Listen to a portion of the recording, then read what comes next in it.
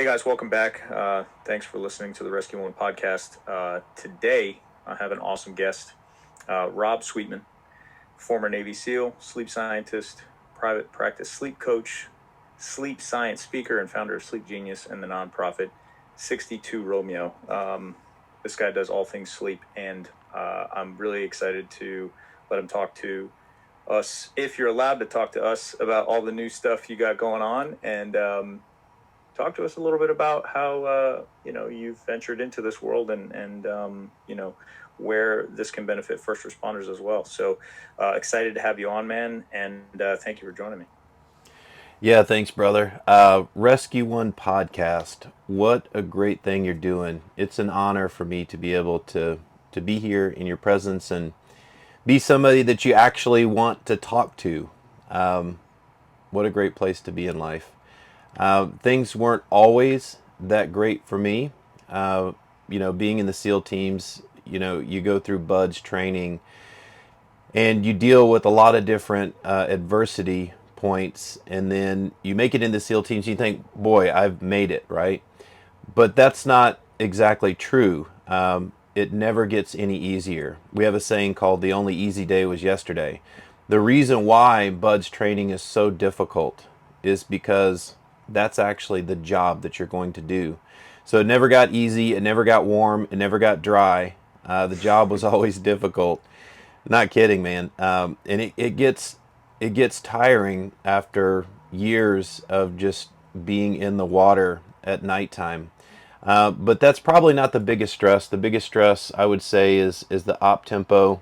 There's a lot of, probably too many stresses to go over in one podcast, but definitely, what is the mission, right? We're asked to go over and take lives in countries with bad people, and then we turn around and come back, and we have to sort through that mentally.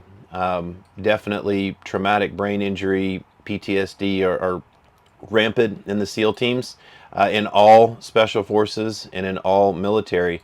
And what I've learned more recently is that it's a big deal in first response as well. And so I think that there's some common points that we have together in this journey, like navigating life and all its crazy facets. So I'm happy to go into any of that. Yeah, I had seen a little bit of your previous stuff with other podcasts you've been on. I saw you were on Fox News. That Right, was pretty Will cool. Will Kane. Yeah, Will Kane, yeah, he's not he's a David good Kane. guy. And you talked a lot about your mission, and I saw that it starts to bleed over into first responders a lot. And we met at the Brothers Helping Brothers conference in Beaver Creek, Ohio. Yeah. I had followed you because I've been following Molly Eastman for a while. Love all the stuff she does, and I know she had mentioned you guys, and she's working with you guys. And it all kind of it all started to kind of make sense to me that while a lot of people who aren't in the military or work shift schedules or first responders have sleep issues, they do start to pop up, and there is some similarity, but it gets pushed to an extreme level with people who are required to do it in life threatening situations, and um, I forgot what podcast I was listening to, but you were talking about how you were staying up for 7 days, during your training, and that you don't recommend people to train for that, because No. it's so dangerous. But I wanted to know a lot of things about how sleep is going to affect first responders, but kind of wanted to start off a little bit about what you're doing right now. Like, I know you have the Sleep Genius business, and you also run 62 Romeo. But where's kind of your head at right now with both of those things, and how did you get into that? Yeah, so I think I should back up a little bit and explain my why and then how I got to this obsession with sleep. And then I'll share with you all the things that I have going on. Anything sensitive, I'll just leave out, but I don't think there's anything that I can't tell you today. So there I was in SEAL Team 7, and one of my buddies, who was actually younger than me because I went through BUDS at 29, I got to the SEAL team at 30 years old. So I was older than everybody. at least at my rank, right? This guy outranked me, but he was younger than me. He had more experience in the teams. He was a sniper. He was a medic. His father was a Navy SEAL, and basically just an all-around badass, right? You know what I mean? The ideal Navy SEAL. He's hitting all the check boxes. For me, I always wanted to go to sniper school because that is, one of the sexiest schools that you can go to as a SEAL. Imagine like crawling through the forest, stalking someone, setting up your final firing position. You know, your scope is doped in, your wind is measured, like everything is perfect, and you make the shot. Right? What a sexy thing to think about, at least in special operations. I really don't even shoot guns or hunt or do anything crazy these days. I'm more of a hugger than than a commando these days. But at that time, that was literally the pinnacle of what you could be as a Navy SEAL. Number one is kicking indoors, but then number two would be sniper overwatch, right? Getting into position on the top of the mountain, on the top of a building, and as the assault develops, you get squirters out the side, pop, pop, pop. That's your job, right? Unfortunately, it works both ways. That's how we lost Charlie Keating. An ISIS fighter shot him in the rib cage from another building across the street, a Navy SEAL that we lost. So it's a dangerous game out there, right? And this guy, my buddy Ryan Larkin, was doing a good job at this. But the traumas of multiple deployments and the cycles of just op tempo. And when I say op tempo, what I mean is operational tempo. I think in a firehouse that might be likened to the call volume, right?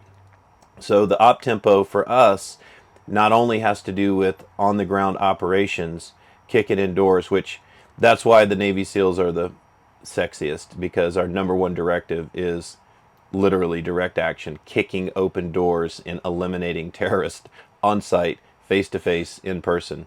For example, like Green Beret, I think their number one directive is FID, which is foreign internal defense. So winning the hearts and minds. Great job, right? Not quite as sexy, right? So, but Right. there's a toll, and you know exactly what I'm talking about because you're doing the same thing, kicking open doors to save people, right? So, this takes a toll on you, and the op tempo being that, and we have a big logistical issue, right? We've got to get men into country. So we've got aircraft, we've got different countries, we've got passports, we've got, let's not get into that, identities. But, you're moving around. There was a quote that an older team guy said at this banquet that I just spoke at the other night. And he said that, I've been to 110 countries and only 10 of them knew I was there, right? So, anyways, it sounds like what a great life, right? And of course, I joined the SEAL teams because I wanted to be the best. I wanted to really like find out how far I could go. As a young man, I wanted to find out how far I could go. Am I a warrior? Do I have the ability to take a life? Am I like I always felt like this deep connection with Braveheart, right? I'm a patriot. I love the United States. I love America. I love everything about freedom and democracy, and I'm willing to give my life for that, right? But what happens after a career of doing this, right? After years and years of this constant op tempo, we start to develop bad habits, right? Like I'm tired, so I'm gonna get a Rip It or a Monster or a Red Bull or something like that. I have too much work, or I don't have a choice, I have a mission, whatever, so I can't go to sleep. And so what I noticed was, the military's approach to sleep and wakefulness is one pill to go to sleep and one pill to wake up. You see that in special operations, you see that with pilots. And, if you take some form of meth and a type of pill so that you can stay awake while flying a jet that may win the war, all right, that's acceptable collateral damage, if we can consider damaging your body as collateral damage, right? But what happens to the sailor or the aviator or the soldier after they start these mechanisms for controlling the body, and they become habits, right? Well, for Ryan, multiple combat tours, you know, PTSD developing. Maybe at the time we really didn't want to talk about that as much. Traumatic brain injury for sure. We're all SEALs. A little known fact about SEALs is that they're experts in explosives, right? We're doing breaching charges and shape charges and all types of charges all the time.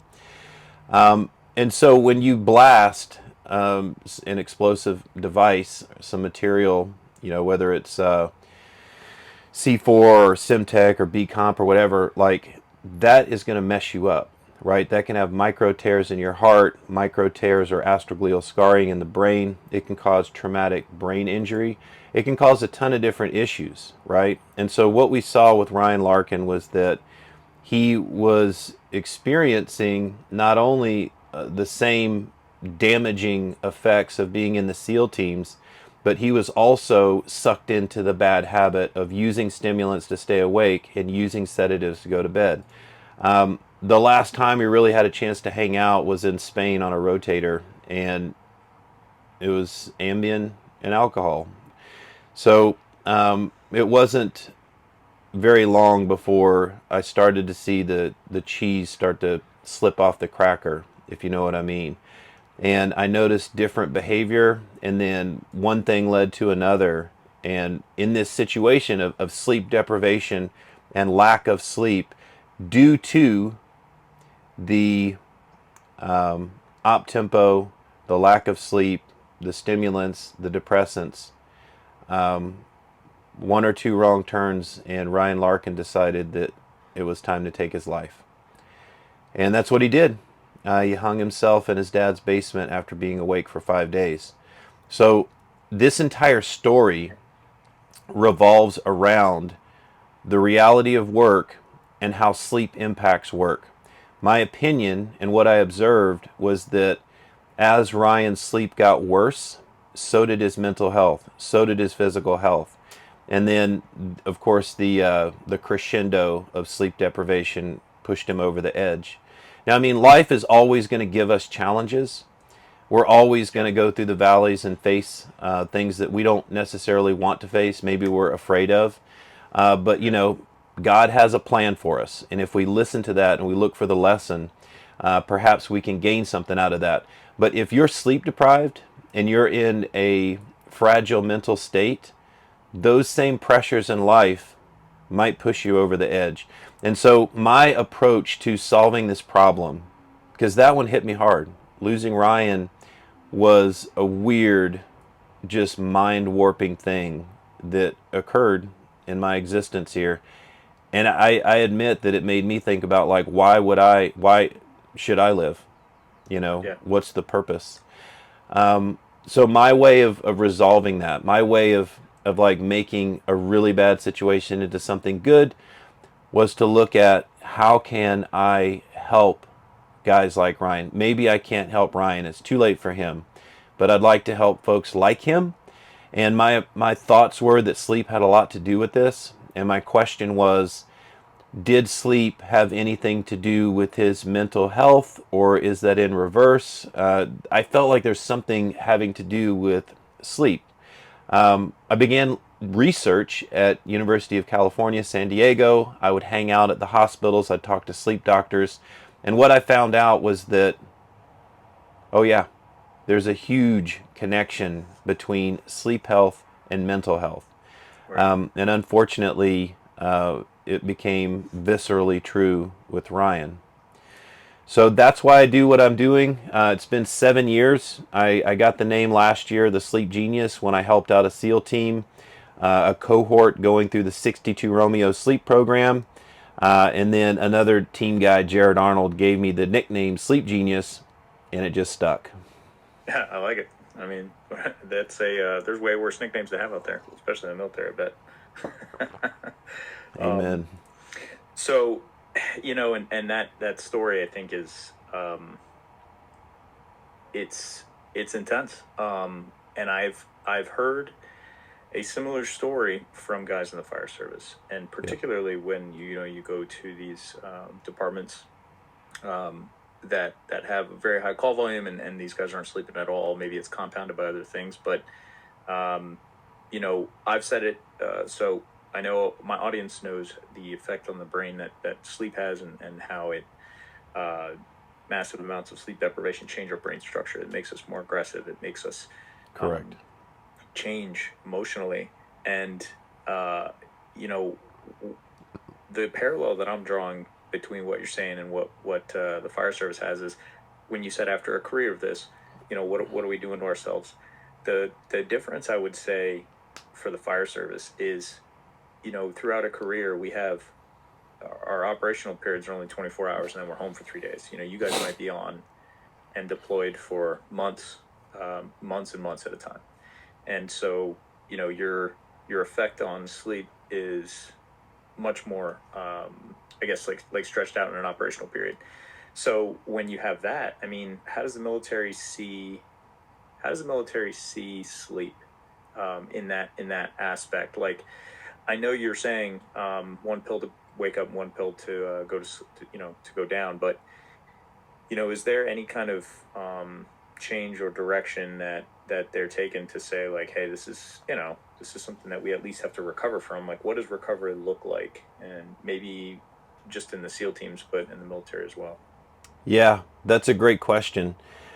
So, when I say a pill to go to sleep and a pill to wake up, that's the old way, right? That's the old way of doing business. Now, I'll give the military credit, right? And the military is a huge machine. It's difficult to say one thing as a blanket statement across the entire military, but I will say that the military has improved greatly, right? They are listening.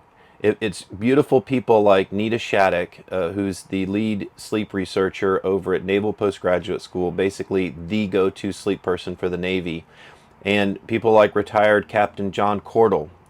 His last command duty was the skipper of the San Jacinto. These people put together something called the Circadian Watch Bill. And the Circadian Watch Bill was designed to give sailors a protected sleep period that is consistent every single day. And they're only allowed to ratchet every 3 weeks, right? So you get a chance to adjust to it.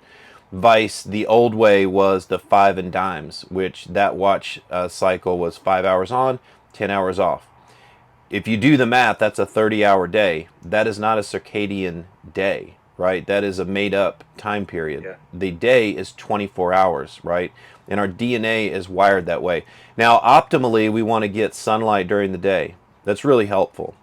But in the event that you have to work during the nighttime, as long as you can get consistent sleep at the same time every day, you can maintain a pretty good level of health. And that's what Naval Postgraduate School discovered. Now, when I say Naval Postgraduate School, that is a university. The United States Navy is not a university. It's its own chain of command. It has its own mission. It has all its own budget and all these Yeah. things. So these are two different entities, right? So while Naval Postgraduate School might want to do something, that doesn't mean that the Navy's going to do it. But what I'm saying is the Navy is starting to do it. They're starting to take on and adopt some of these things that we've learned through science. So the reason why that's important is because there are beautiful people out there doing beautiful work surrounding sleep that can truly help the warfighter, and eventually we're going to be able to help first responders as well. And so I'm very hopeful that some of the things that we're working on, the government is going to accept. For example, SOCOM, which is Special Operations Command in Tampa, they just hosted a sleep forum. That's a big deal. That means that people are getting together and talking about the issue of sleep.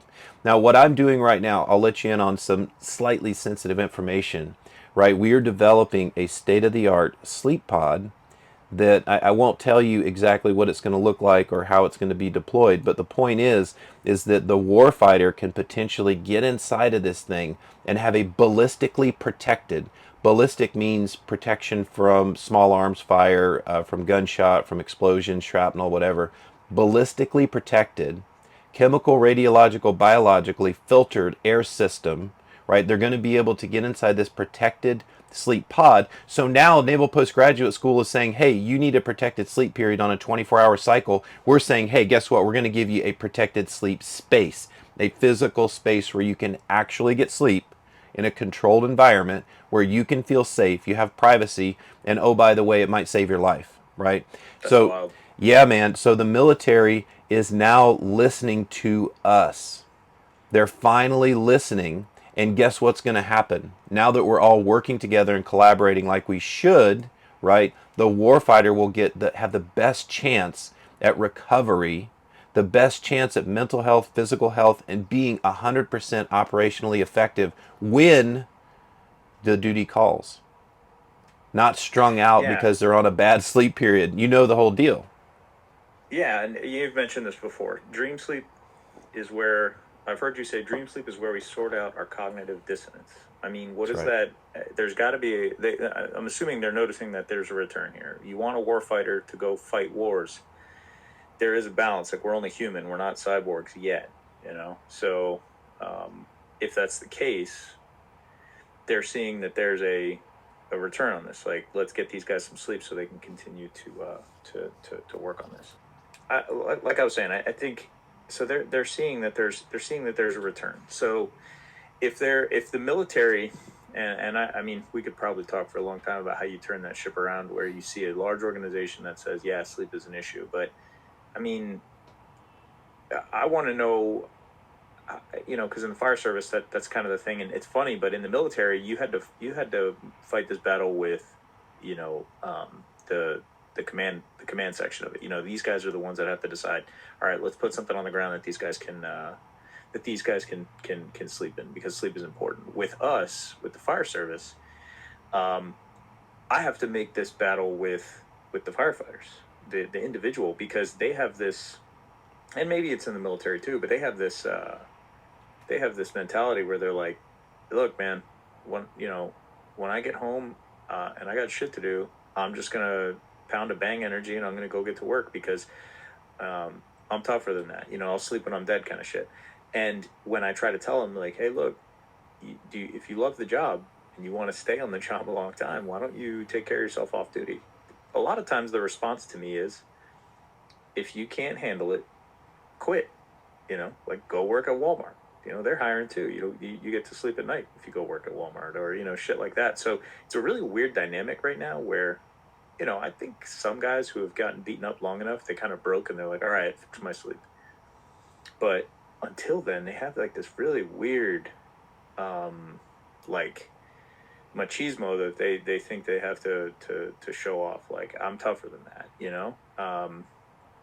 Where have you had that battle with guys and girls out there? And I mean, right now it sounds like you're actually working with, like, more of the command structure, but the guys and girls on the ground, they'd have to buy into it too. Yeah, that's the same in the SEAL teams. This is the great thing about me being a sleep scientist and talking about this stuff. We have wonderful people out there working on this, like Molly Eastman and Rachel Markwald, and all of these folks that have a very loving, feminine, caring energy. But it's a little different when you have a pipe hitting, barrel chested frogman talking about these Mm-hmm. soft topics. I have a podium because people will listen to me and I actually care. So we talk about human performance. I'm 42 years old. I was medically retired from the Navy with a broken back, doing testosterone therapy, having all types of issues.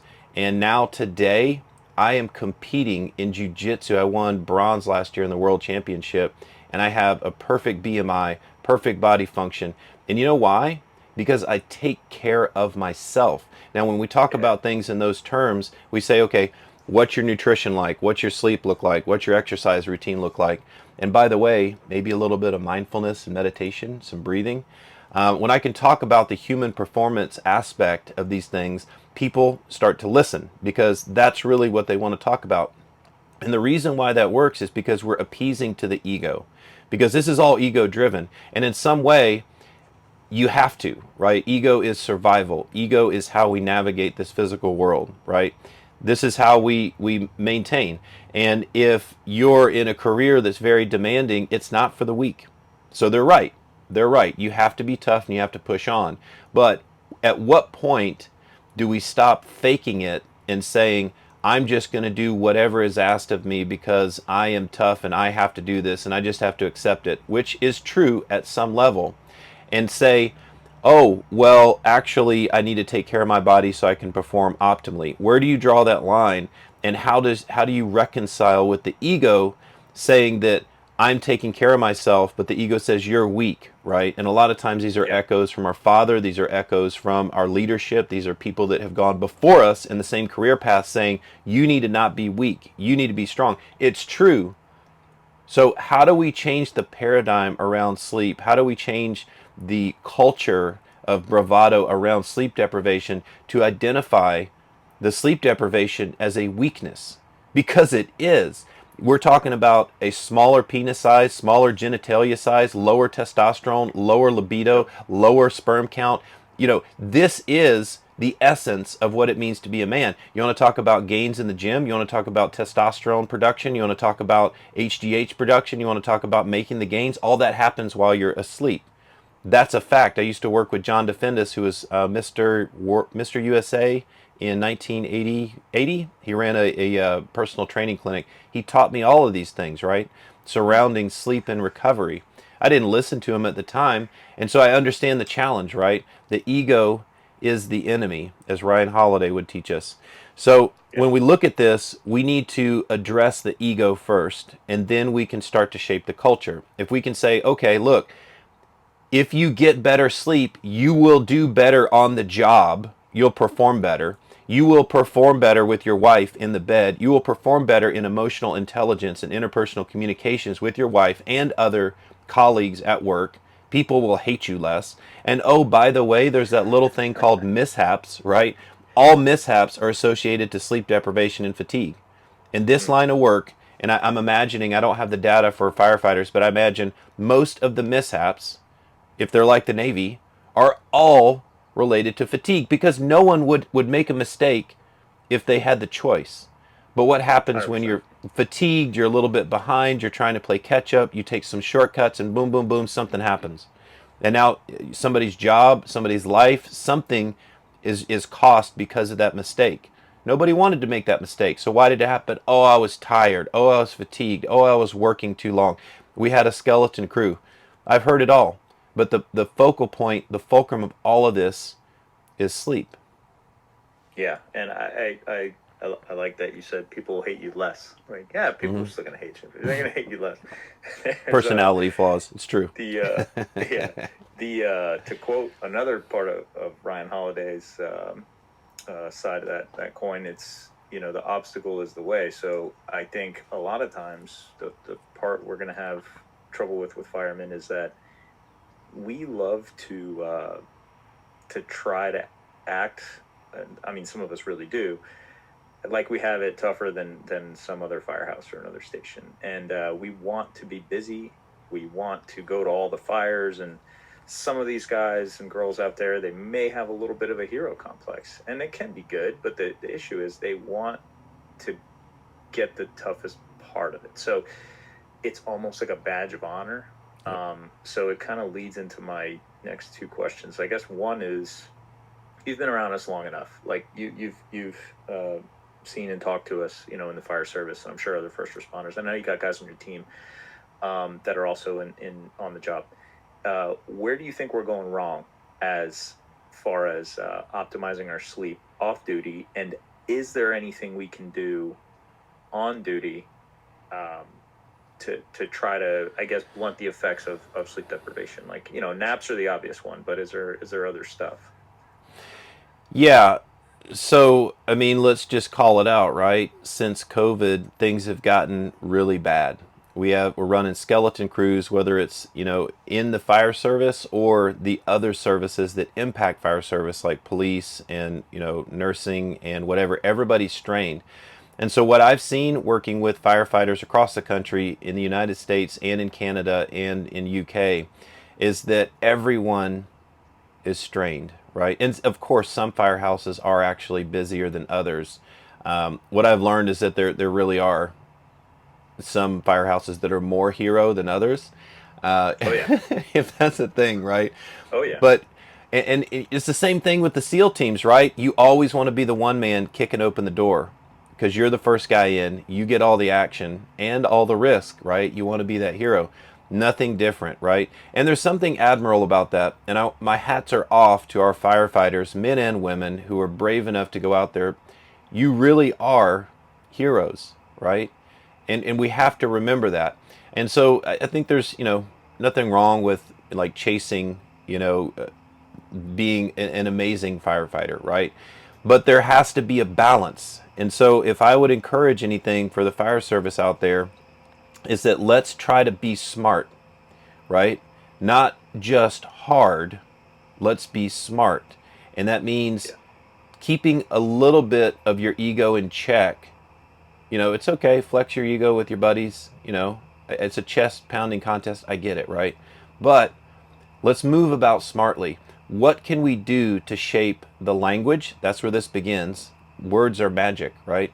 The language, the ideas, and the intentions around recovery and a healthy and smart system to maintain the firehouse. Because, frankly, people are relying on you, right? If there's a fire or if there is a medical emergency, we don't need you strung out and you look Yeah. like a crackhead if you've been up for 2 or 3 days. The body falls apart. In fact, mental health conditions start to arise with sleep deprivation. People who have no mental Hmm. health issues, you start to see clinically definable mental health issues. I would argue that there's a large percentage of mental health diagnoses out there that are directly related to sleep because those things start to tease out when you become sleep deprived.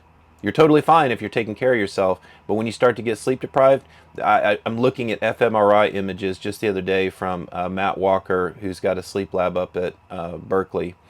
Matt Walker is a world-renowned sleep scientist. I think he got his PhD at Cambridge, taught psychology and sleep over at Harvard, and now he's got his own office at Berkeley.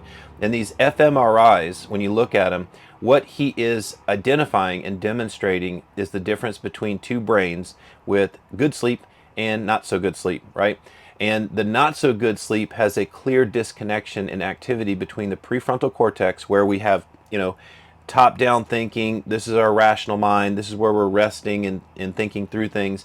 And the amygdala, we have two amygdala back here, right?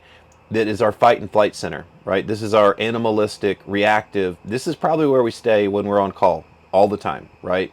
And this is when we come home with our spouse and we walk in the door and we're just reactive and we just bark off, right?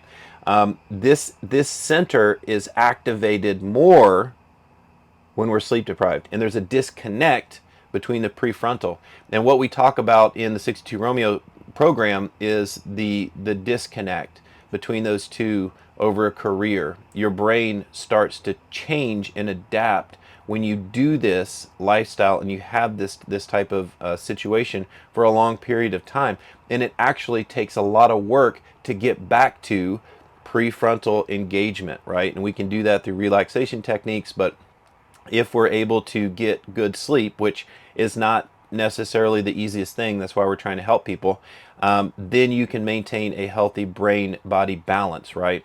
So these are just things that I like to bring up because there are long term consequences to the choices that we're making now. Yeah. And have you ever met Dr. Walker? Did you ever get a chance to meet him or talk with him? No, I've been man stalking him for years, but he's so Same. popular that Yeah. and Yeah. I know he's out your way, so I didn't know. well, and I'm a And I UCSD grad, so I tried to hit him up at UC Berkeley on my UC right. network email, and no response. Yeah. So one of my friends, she's a battalion chief for Raleigh, North Carolina. Hmm. She's doing a when you go to when you want to get your executive fire officer done, you have to go to Emmitsburg, Maryland, and do your executive fire officer there. So it's the only place in the country. It's the National Fire Academy, and so anywhere you live, you have to go up there to your EFO, and it's over the course of a few years, but you have to go in semesters. Okay. Um, they make you write like a thesis paper. Her thesis paper is on how heart rate variability will affect your mental resiliency, particularly when it comes to being able to be resilient against PTSD. And she's huge on sleep, obviously, Yep. and she actually got to interview Dr. Walker.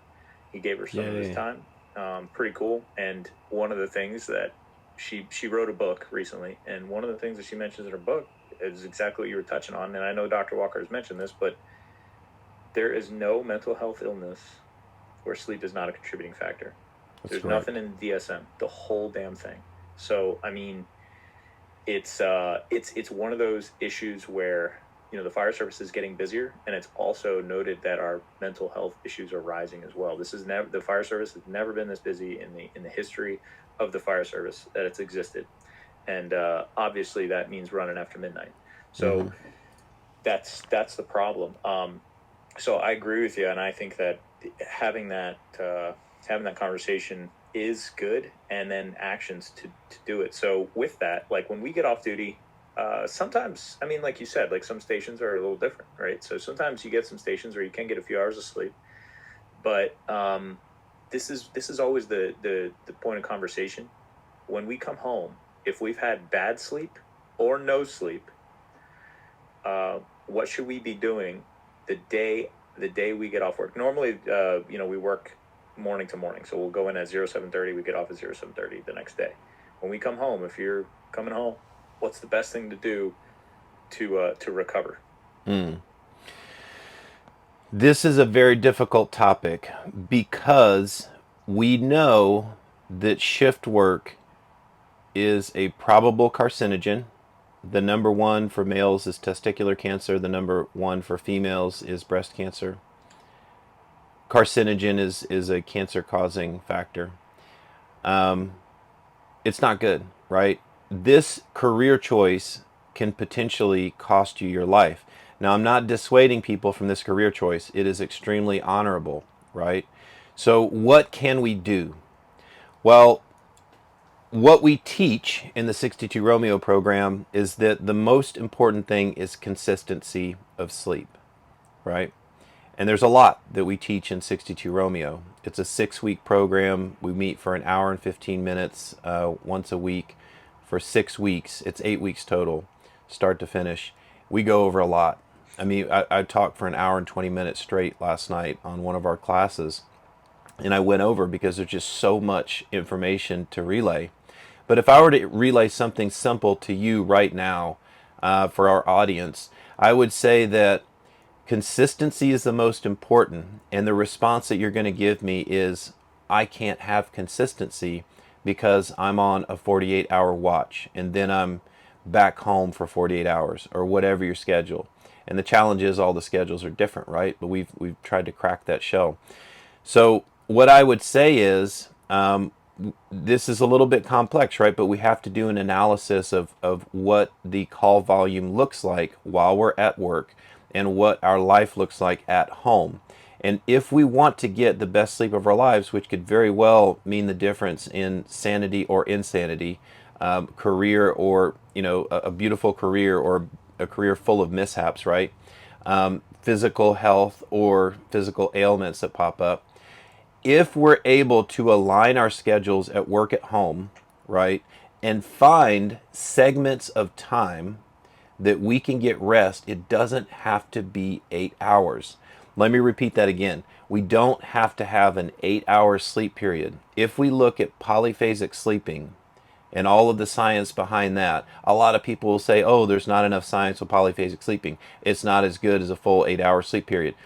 We're not even talking about that. We're not talking about a perfect night of sleep because that is not a reality for firefighters. We're talking about the difference in absolute sleep deprivation and the health consequences, physical and mental, or a possible option that can get us 80 or 90%. So, yes, a perfect night's sleep, 8 hours or 6 hours of sleep with a 90-minute siesta, right, biphasic sleeping. Yeah, sure, that's optimal, right? But what do we do for firefighters? Well, we need to figure out how to segment our sleep on a consistent basis, day in and day out, so that it works on the job and at home. So, for example, if there's a lull period that we can consistently predict, at the firehouse, we need to capitalize on that.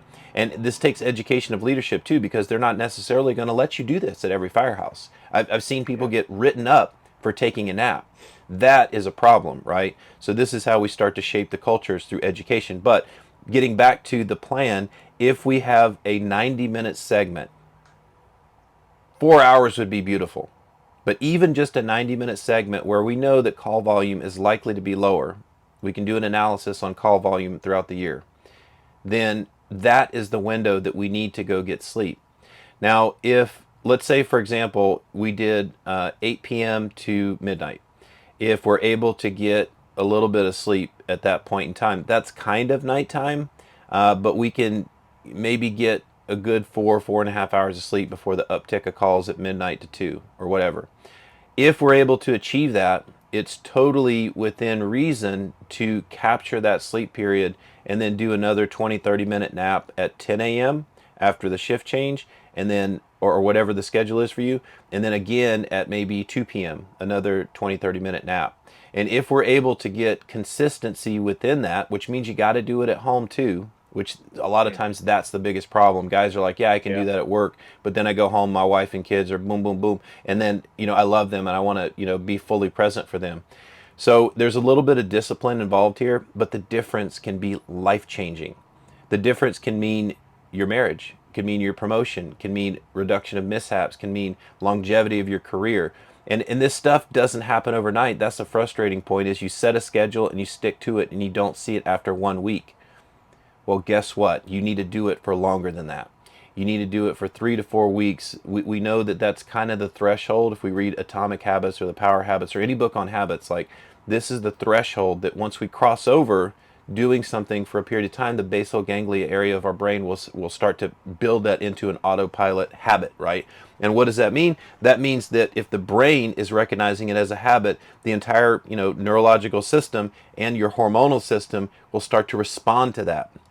Once that starts to respond, you're building your circadian rhythm with that. Then you start to see the positive impacts in your sleep measurements. We do this all the time, right? If you want to measure heart rate variability, if you want to measure your do a blood panel and look at what your hormones are looking like, do this stuff, measure this stuff, prove me wrong. Because if you do these things with polyphasic sleeping, you're much more likely to have a successful recovery on a consistent basis than just winging it, right? Absolute Yeah. insomnia and then just trying to crash and bank your sleep when you get home. That doesn't work. It does not work.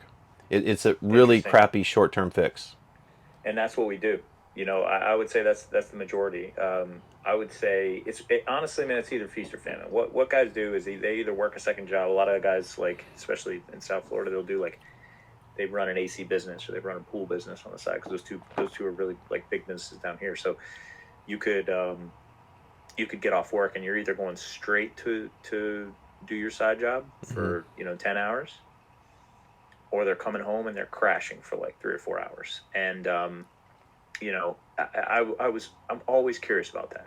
Physiologically, is it better to try to, if you're going to get consistency, is it better to just try to work through the day and find a nap, or is it better to just come home and crash? And you're kind of saying find a time at the firehouse if possible. Now I get, listen, man, there's some firehouses around me that just I'm not kidding. It's 24 hours of work, and Yep. they're not sleeping at all. They'll find like 15 or 20 minutes here or there, even at night, and it's hard. But you're saying if you can find time to get a segment set aside during your shift where you could get sleep and try to get that same segment at home, if you can match those two things up, that's the optimal for recovery. Just creating that consistency. Yeah, so let's talk about that. I get it, and who are listening are probably going to say, "Bro, that's not going to work for me," right? So optimally, I am giving you a solution that could potentially work and maintain great sleep health and longevity of life and career and mental health and all this stuff, right? But the reality is, even if we are disciplined and we plan this perfectly, it's not always going to work. So if we reference Dr. Allison Brager, who is a major in the U.S. Army, I believe she is stationed down in Florida right now, helping out with the Green Beret selection group. She is Yeah. basically the go-to person for sleep in the Army. Yeah. She's one of our flag carriers.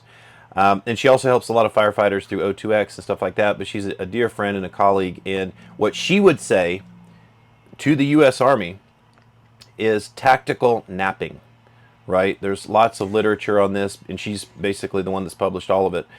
Tactical I love napping. that. So, right? So if duty calls, which in the Army, you're sitting on the tarmac for 2 days waiting on a flight with pallets full of weapons and you can't leave. You're stuck there. It's a nightmare sometimes, the op tempo, right? So what she's saying is get sleep when you can so that we can try to keep our tanks, our fuel tanks or our battery tanks on full so that when duty calls, we are ready for that, right? So if we absolutely, and I don't want people to say, oh, well, I'm just going to do option 2 because I'm lazy and I'm not disciplined enough to figure out a sleep plan for myself, or I'm egotistical and I don't want to accept that I need sleep, things like that, right? So let's try for option 1, but option 2 being what Allison is saying is let's do tactical napping when we can, right? Learn the techniques, the relaxation techniques, light, sound, and temperature. Use, a face mask and earplugs, block out the world, get 20 minutes nap, boom, get some recovery, and try to maintain a level of readiness, right? Not just I've been in the gym the last 6 months and I'm ready, but readiness meaning alert and ready to respond. That means having adequate sleep, and if we can pop in some tactical naps, that can be helpful. So what I just said is consistency is the most important thing, and now I'm saying if you can't get consistency, then try to get tactical naps, or a rest period. A 90-minute rest period is one entire sleep cycle. You go into deep sleep and REM sleep. 90 minutes is a sleep cycle. If you have enough time for that, you can try to accomplish that. Give yourself a little buffer before and after. Go through the process. Build a ritual of, okay, I'm going to get comfortable. I'm going to get in a cool spot like AC. I'm going to get in a dark spot, a quiet spot. And most of all, I'm going to do an additional layer of masking my eyes, putting in earplugs. If I've got a white noise machine on my phone, boom, pop it in. Get that rest when you can so that you're ready when life calls upon you. And that can also impact your long-term health. That can improve things. So I'm saying that would be better than just straight up sleep depriving and drinking monsters all day, right? Let's Yeah. bang it out like that. And by the way, bang and all these monster drinks have a tremendous amount of things that impact heart function, right? Very not good for your heart at all. We got to stop with the energy drinks. Yeah.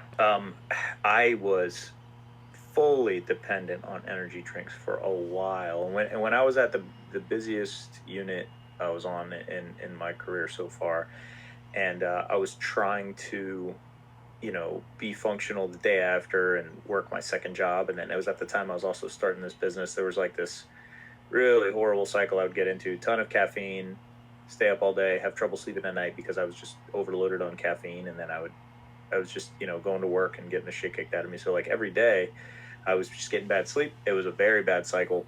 Um, and if you see a picture of me just before I got moved to that unit, and then like 5 years in, I was like between like 22 years old and 27 years old. I aged like easily 10 years. Like Yeah, there's guys um, my age that were on the department the same amount of time and doesn't even look close. It's very interesting. But you hit the nail on the head when you're like you look like a meth head when you're just staying up like that. So with supplementation, I love talking about this. Now, sure. obviously, I run a CBD company, so in the realm of supplementation, I fully understand the role. But I'm actually, ironically, I'm against supplementation for sleep, which is really funny. But I know you and you had mentioned this before. I know a lot of people look at it, and a buddy of mine was coming up to me and talking to me and saying, yeah, this is the stuff I'm taking for sleep, and I swear to God, it looks like a CVS receipt. I mean, it's like a mile long of just random shit. I'm like, dude, stop all of this. Like, this is crazy. And that, if I'm reading correctly, from all these sleep experts, and I have followed Dr. Allison Brager. If you guys don't follow her on Instagram, she's got a great page, Doc Jock ZZZ. That's her Instagram handle. But she does a lot of work with the fire service as well. So supplementation. Talk to me about it's not all bad, or it's all bad, or what's the deal here? Like where does it fall into your scope and also in the 62 Romeo program? So I'll speak on 62 Romeo first. That as an organization, we do not promote sleep supplementation, and the reason why is because we want people to find their ability to sleep through their behaviors and actions and thoughts, rather than turning to a supplement as like a quick fix or like something that they need, Like a crutch. like a crutch. Personally, I would say that supplementation, you know, can be a really good thing. Here's the challenge, right? People develop a psychological connection with taking something and getting a result, right? I gotta get my blank in order to sleep.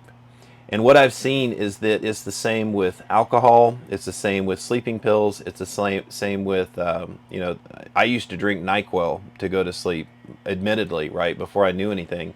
It's the same with, Tylenol PM. It's the same with even things like chamomile tea or CBD or Yeah. you just name it, put in the blank. In fact, in studies that are published by these pharmaceutical companies that are pill pushing, right, they are saying that the placebo effect is the same, right? There's a 15% difference in general, just speaking in broad terms, in a sleeping pill versus a sugar pill. Now I realize that there's a delta there, right? But when you feel a drug interacting with your body, it has a stronger psychological connection to something working, but the connection is all psychological. In fact, most of going to sleep is psychological, right? So how do we get away from using that trigger, right? Whether it's a sugar, I'm not kidding, a sugar pill. That's how they do placebo. A Yeah. sugar pill is helping them go to sleep. It sounds silly, but literally, this is the space we're in. We have to be honest with ourselves, right? What is happening? So, if we're able to replace, that's the key. When you tell somebody, hey, you can't take XYZ, they're like, well, what am I going to do then, right? So, if we're able to replace the pill, the mechanism that they psychologically associate with sleep onset, replace that with a healthy behavioral action, right? Breathing techniques, our bedtime routine. We teach a 1 hour wind down routine. Put away the cell phone, put away the emails, put away the social media, turn off the TV, get the mood right in the room, because we're building our sleep dojo. This is our mastery room. This is where we're going to get the recovery. Think of like, ancient martial artists training and practicing. Our sleep dojo is where we spend a third of our life Yeah. recovering. This is where we need to have everything dialed in. So if we set the stage in our wind down period before bed in a normal sleep period, especially like when we come home, right, then that can aid us in the triggering process into sleep. Sometimes we call these social cues. That can also be like what happens with your family when you eat dinner. There's a lot that goes into it, but we do need something to replace that trigger and that mechanism, because sometimes people need something to hold on to say, this is how I'm going to get to sleep tonight. That's okay. Eventually, hopefully, we can pull away from that dependence for anything at all needed to go to sleep. And that requires confidence, right? Confidence in the belief that you can sleep enough that you need to, right? But in the short term, a lot of times what I recommend is go research Wim Hof. Wim Hof can be a little bit gnarly and like difficult for people. So Yeah. sometimes it's easier to start with some beginner breathing exercises. Last year I recorded some stuff on Insight Timer. You can search me up, Rob Sweetman. Those are all free. You can start with some of those exercises. I really need to record some new ones for 2024 because I do a ton of breath work. In 62 Romeo, we do breath work. In Sleep Genius private coaching, we do breath work. I've led First responder conference last year, I led an entire crowd of people through breath work. This stuff can have a profound effect on not just your mental state, but your mind-body connection and your ability to get into a parasympathetic nervous system state before you go into sleep. Critical stuff we're talking about. There's a lot to unpack there. That's why people need to go to the 62 Romeo program. Become a sleep ambassador. Learn all of the things that we teach in 62 Romeo. 62 Romeo, by the way, we have the Sleep 101 course. We offer a lot of help for firefighters and first responders as well as veterans. But that is now at 62romeo.com. People can sign up for the course.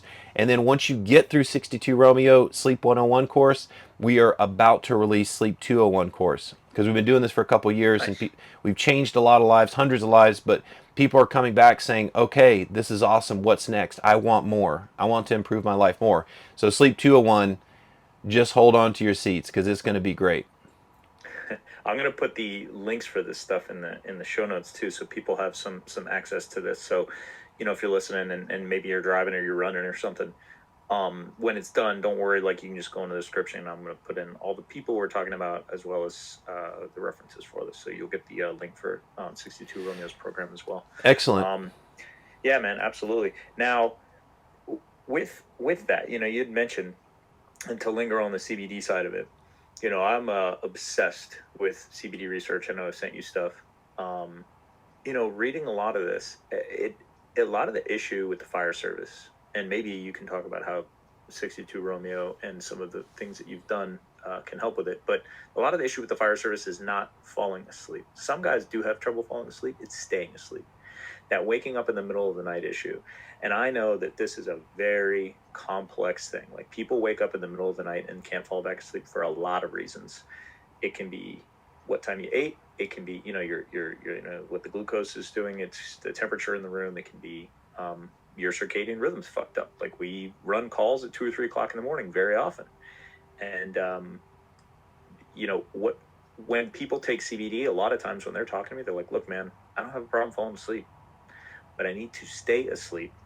And my room is cold and the TV is off an hour before bed and I'm doing all the right stuff. But when I go to sleep, I can't, my body physically wants to wake up because that's the time I normally run calls. Yep. So I use CBD and it stops that issue. Now, without giving away the program, because if people want the secret sauce, they got to buy in. But what have you seen if with firefighters that that issue is? Is it typically the circadian rhythm screwed up? Is there other stuff that we're doing that's kind of jacking us up so that we are waking up in the middle of the night? Yeah. Before I answer that question, all this information is free, man. Like the 62 Romeo program, I will teach you everything I know. We just don't have enough time to go over the volumes of material. I try to keep it concise in the program. But the reason why someone would go to the program is not because I'm trying to, hide this information and sell it. The reason they go through the 60 Romeo program is because we facilitate an entire process, right? That it's difficult to do it on your own, right? So there's a tremendous amount of value that people are getting out of the program. So yeah, sure, there's information, yeah, there's instruction, but when we get together as a team and we hold ourselves accountable and we have goals like step 1, step 2, step 3, and we walk through this process, it's a method, right? What is a method? It is a proven technique that gets a duplicatable result across the board, right? That's what we're doing. So people would join not because they can't get the information out there, and I encourage people to like and follow in all my social media. I'm dropping content all the time, these little tidbits of sleep information. But when you're able to go through the program, you develop a habit together and everybody holds each other accountable and you hit those goals. It's kind of like personal training. Everybody knows how to go to the gym.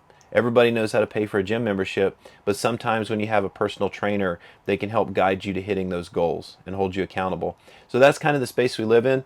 But you're absolutely right. And I would say that, John, I'll support you in CBD application for reducing the sensitivity threshold for nighttime awakenings. I will support that. I think that is a great place to for this product. Right? If we are, so there's a number of different things leading up to the phenomenon that you're describing. Yes, of course, if you're on call, it's the same with guys on ships and the 1MC is always going off. If you're on call with in the fire service and you're getting calls in the middle of the What's a night, 1MC? What is that? that is the radio system on a ship. Oh, so it's the same shit. That's like exactly what we're Same doing. shit. Yep. And it goes off all the time. They, Naval Postgraduate School, the stuff I talked before, they've helped shape that and have, protected quiet times. That's way different than in the past, right? But anyway, so yeah, of course, if you have calls going on all night, you have developed a sensitivity to responding to those calls. Now, when the calls turn off, does that mean that your brain and your reactivity to the calls turns off? No. You've been habitualized to this, right? So you have a lower sensitivity threshold. You have a activated amygdala function, and guess what? Your brain is always processing auditory, even if you're asleep. This is Yeah. one of the things that we go over in case studies in 62 Romeo, right? So, yes, CBD could help with that. The better solution would be to get to a place where you don't have that type of lifestyle and you're coming home and not dealing with that. But Bingo. if this is the career choice, this might be a good fix to help people get lower their sensitivity threshold or increase their buffer ability so that they're not waking up all the time when there is no call. What we notice with hyperactive amygdala function in military and first response is that they will wake up to the slightest sound or the slightest thing that could be danger, or that's how our brain is processing it. But in reality, it's a fake wake up for a call that doesn't exist, right? You're getting out, you're putting on your clothes like you're going on a fire call, and you're at home, right? So I get it, right? That happens, and meanwhile, the spouse is what? Fast asleep, right? Because they don't Yeah. have that same habitual encoding in the brain, right? You've been wired that way. So some of the things that we can do to help out with that are trying to get into a truly relaxed state. A parasympathetic nervous system state is how we describe the autonomic nervous system when we're relaxed, before entering into the hypnagogic state of sleep. Now, I'm throwing out a bunch of big words, but basically, we need to be relaxed before we slip into sleep. Because if we're not, we could have increased noradrenaline levels, we could have more nighttime awakenings, we could have, just lighter sleep, right? And we want that good, deep sleep. Outside of that, right? And we teach these techniques. You can look at relaxation techniques online for free with Insight Timer, YouTube, whatever. But we teach that in the 62 Romeo program. So if we're able to achieve a greater relaxation during sleep, okay, over time that should alleviate the problem. But if we're still having problems, some other techniques to help out with that are blocking the senses to that sensitivity, right? Because something is waking us up. In some cases, it's internal and it's a night terror. But in most situations, it is a response to an auditory signal in the sleep environment, the sleep dojo. While we're asleep, you have that sensitivity threshold. It gets triggered. You wake up, right? So simply putting in earplugs, playing white noise, things like this. People ask, like, how does white noise work? Doesn't it keep you up? Actually, if it's smooth and melodic, no matter what it is, it buffers out all the noise pollution. And we're still processing that noise pollution, and it can still wake us up. So those are a couple of tips. I do support you, John. If we're having, it would be better to take a little bit of CBD and sleep through the night than have constant nighttime awakenings and deal with the symptoms of insomnia. Short Yeah. of just a career change. You know what I mean? And also, I like to tell people.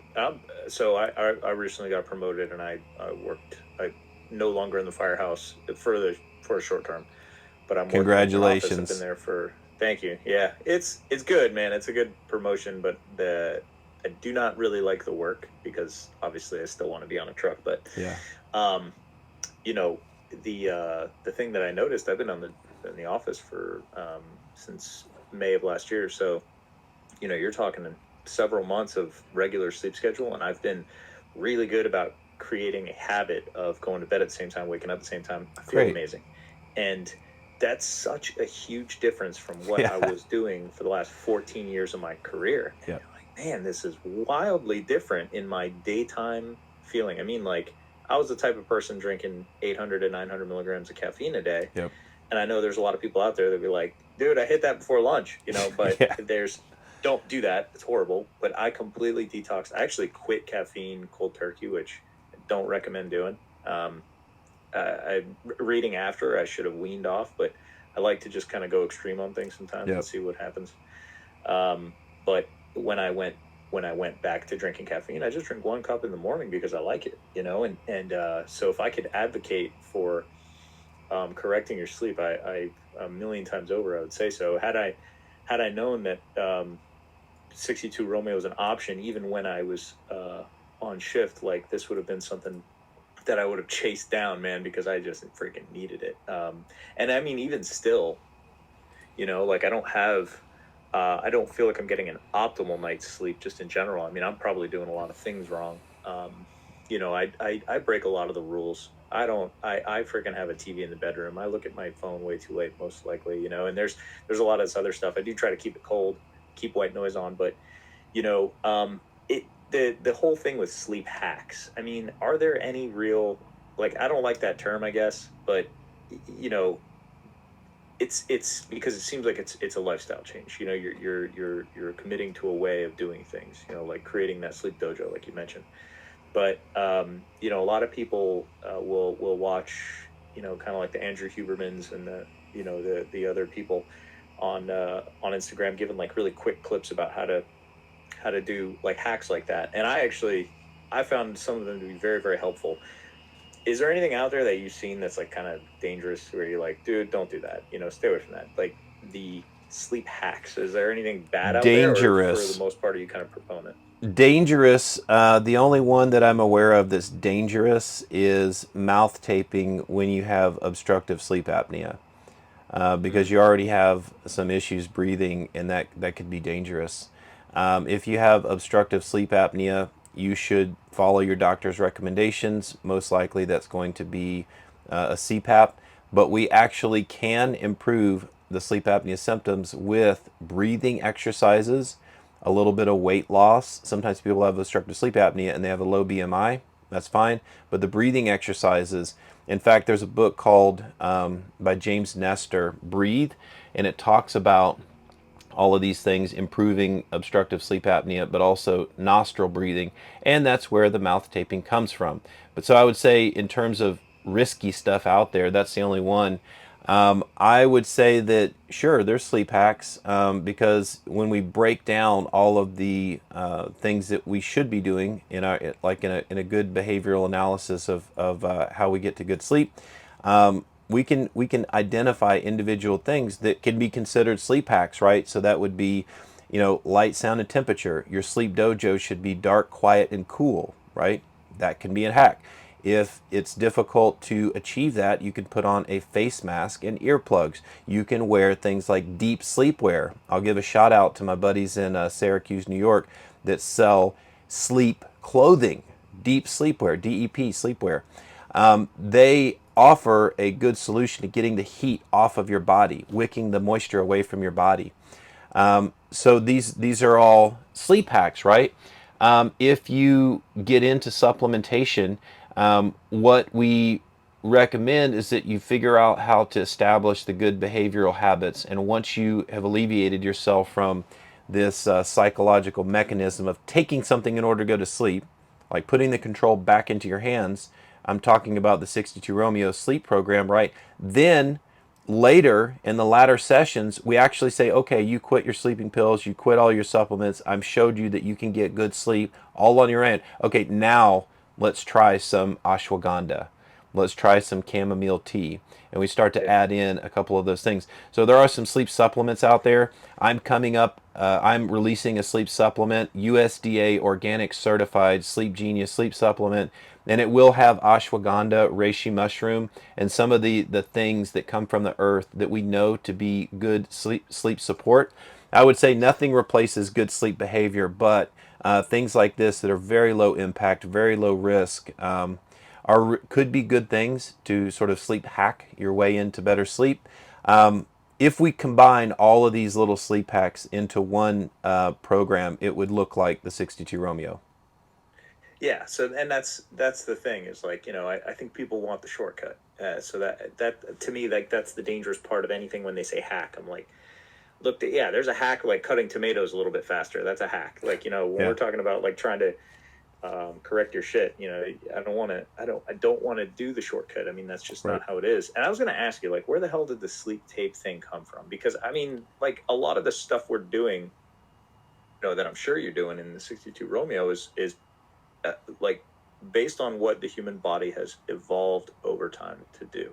Mm. You don't want light at night. You don't want your screens in front of you because our eyes have light information, and we're screwing up our melatonin cortisol balance at night. And Right. because the sun goes down. So there's all of that natural physiological stuff, and then we kind of come in and come up with mouth taping. I'm like, when did our ancestors ever have to tape their mouth to go to bed? Like, what does that come from? That's the problem, is that our ancestors didn't have to tape their mouth, but we have a society of mouth breathers, unfortunately. A lot of people breathe through their mouth because they don't know how to breathe through their nose. And breathing through your nose has a tremendous, I'm just going to point out James Nestor's book, Breathe. Read it, then you'll understand all the science behind it. But me personally, breathing through the nose in athletics and in running and jiu-jitsu has been a game changer. It's been a big evolution for me in the last couple of years. I was unaware, right?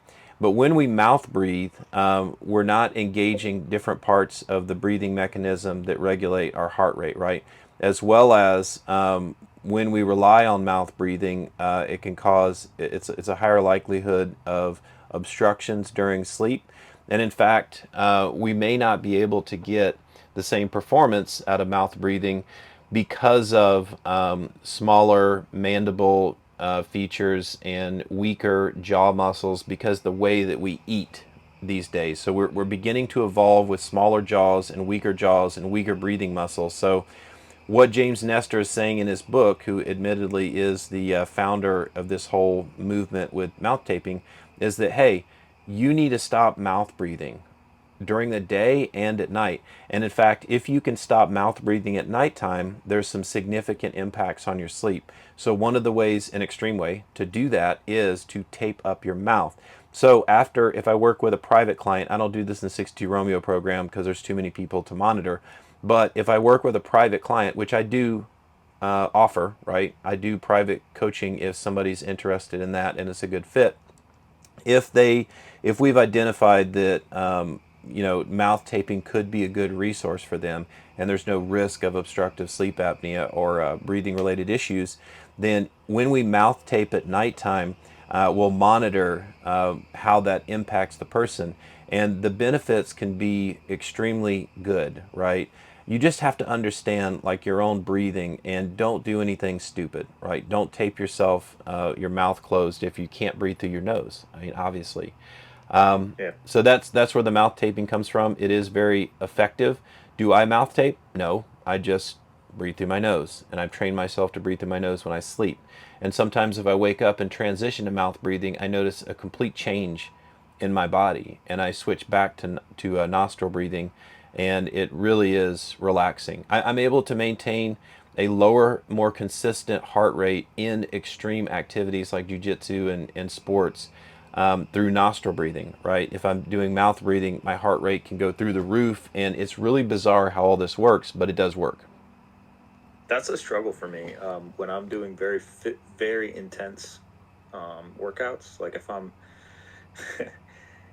yesterday, I'm looking down at I wear like a Fitbit, and I'm looking at my heart. It's like 190, and I'm like, I'm breathing through I'm like like physically trying to my nose, and I'm just like, it feels like I'm suffocating myself. I'm like, dude, and I know I'm trying, I'm freaking trying to just stay breathing through my nose, and it's like it's tough.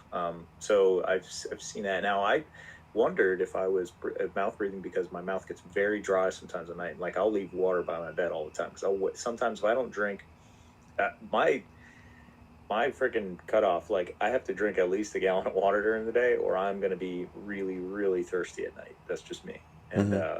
if I don't, I will wake up in the middle of the night like my mouth is a desert. I was always wondering Yeah. if I maybe have been Yeah. mouth breathing, but Most likely. that Yeah. is I'm sure that's a lot of when you're saying our jaws are getting smaller and our breathing passages are changing. I'm just imagining humans turning into the human equivalent of a French bulldog. Just like over time, we're just getting like our breathing is all fucked up, and we can't we can't breathe right.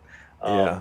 Yeah, we could talk all day about this stuff. I will definitely point everybody over to the 62 Romeo program. I took notes on all this stuff. I wanted to ask you some completely random questions, totally off topic, because I find your story very interesting. And, I think a lot of people in the fire service kind of have very different backgrounds too before they get going. And so, um, is it true that you are selling hot dogs before you got into the Navy? That's a real thing.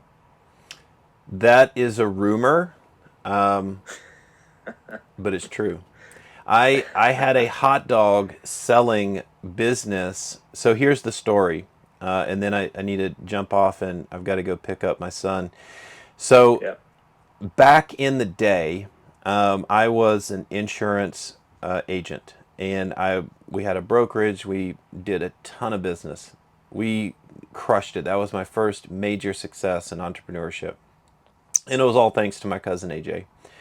And then brutally, he was killed in a car accident, and I was really Oh just man. lost in life. Yeah, that was my first big death that just shredded me.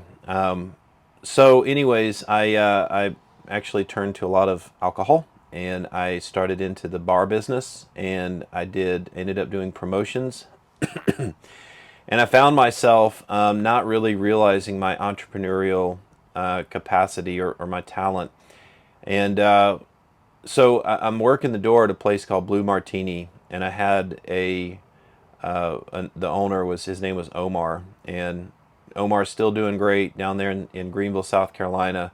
Love Omar, and I made a bet with him and Frank, the other owner, outside of the front of Blue Martini, because I believed that we should be more like Atlanta and have food outside of the bar when all these people came outside and they were hungry. And Okay. Omar's response was, "It'll never work. The city will never approve it." So he was actually right. I went to the city. I started a business. I asked permission to open up at nighttime, and they said no. So what did I do? I opened up a business on Main Street selling hot dogs, just like you'd think, Sabrettes, like New York City. And then I stayed open at night anyways, and I did whatever I wanted. Right. So we had 5 locations in our heyday at different bars and locations outside of the when people were hungry at nighttime, and I quit the bar business and went into that. And ultimately, I got bored with it, bored with selling hot dogs, and decided that I wanted to join the SEAL teams. So that was the transition. So I wish I could have been a fly on the wall when you were trying to tell your any of the SEAL instructors that used to sell hot dogs. They probably love they that shit. they didn't care. They never heard that story. They didn't listen. They They didn't ask about your history. No, they didn't care. It was just a pain train. And Yeah, but that's yeah, awesome. humble beginnings. We had a fire hot dog eating contest. And by the way, I named that business AJ's in memory of my cousin. So Awesome. AJ's fire hot dog eating contest. It was something like that. And we used to get these poor son of a guns leaving their job downtown and walking to go find lunch. We would convince them to eat this hot dog and get a Polaroid picture and put it on the front of the hot dog cart. Of course, like 1 minute of pain for an eternity of glory with your face Yeah. downtown Main Street. And we would put the hottest habanero paste you've ever seen on there, and we would mess people up. I'm 100% Oh, that's sure they went brutal. back to work and had to go home. Oh shit. But we had, I mean, I can't remember how many. I've got photos and stuff, but we had, the entire hot dog cart line covered in these photos, Polaroids of people who I guess just had nothing better to do than destroy their stomach that day. I love it. That's awesome, man. Yeah. Rob, it's awesome having you on here. We'll end there. I'll let you go run and do your thing. I'm putting all your social media pages on here. Is that the best way for people to reach out and follow you is on your Instagram? Yeah, so they can go to Instagram. I have a pretty nice TikTok following. Everything's under the Sleep Genius. I'm on Twitter, and I do LinkedIn. Happy to do business agreements on LinkedIn. And then for firefighters and first responders and veterans, go to 62romeo.org because we're still changing it a little bit, but that's where they find a lot of the resources for scholarships and hooking people up. We try to get people through at little or no cost. And then for the main page that we just launched in January that hosts all of the 62 Romeo Sleep course is 62romeo.com. And all of those are linked in together, and you can navigate it pretty easily. But now the 62 Romeo program is at its next level of professionalism. It's a master class online with a ton of resources. It's way better than last year, and we're working on getting accredited so that we can get Oh, different great. funding, yeah, through departments and stuff. So, That's beautiful, man. All that stuff, guys, is in the show notes. If any one of those sounded like something that you're going to dig into, please just scroll down there and click it and give Rob a follow and make sure you're reading up on all the information so that we can optimize our sleep, increase our longevity on the job, and have longer lives after retirement and have better home lives. Honestly, just to be better people and to take care of ourselves. So you heard it from a SEAL. It's not you're not being a wuss if you're going home and taking care of yourself, right? So mm, when John the CBD guy says it, it's not as much, it doesn't have as much weight. But I appreciate you, man, and thank you so much for being on here with me and everything that you're doing for us. anytime, John. Hoo-yah. All right, all right, brother. Talk to you later. Take care. Bye.